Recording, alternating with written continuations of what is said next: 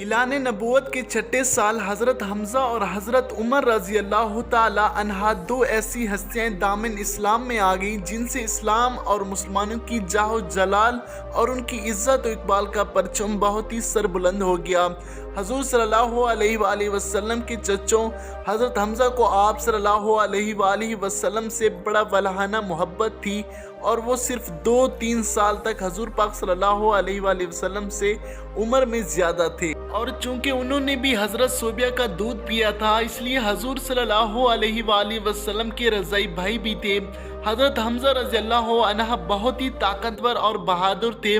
اور شکار کے بہت ہی شوقین تھے۔ روزانہ صبح سویرے تیر کمان لے کر گھر سے نکل جاتے اور شام کو شکار کر کے واپس گھر لوٹاتے، حرم میں جاتے، خانہ کعبہ کا طواف کرتے اور قریش کے سرداروں کی مجلس میں کچھ دیر بیٹھا کرتے تھے۔ ایک دن حسب معمول شکار کے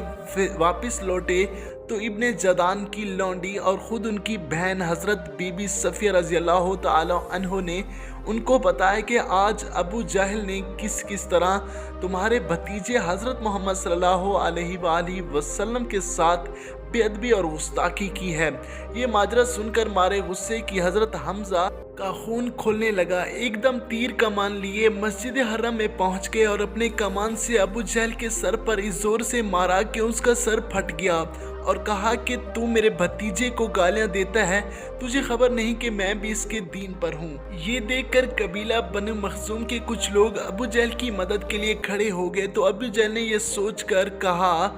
کہ بنو ہاشم سے جنگ نہ چھڑ جائے، یہ کہہ کر اے بنی مخزوم آپ لوگ حمزہ کو چھوڑ دیجئے، واقعی آج میں نے ان کے بھتیجے کو بہت ہی خراب قسم کی گالیاں دی تھی۔ دوستو ویسے آپ کو ویڈیو کیسے لگی؟ مزید ویڈیوز کے لیے ہمارے یوٹیوب چینل کو سبسکرائب کر لیں۔ Thanks for watching.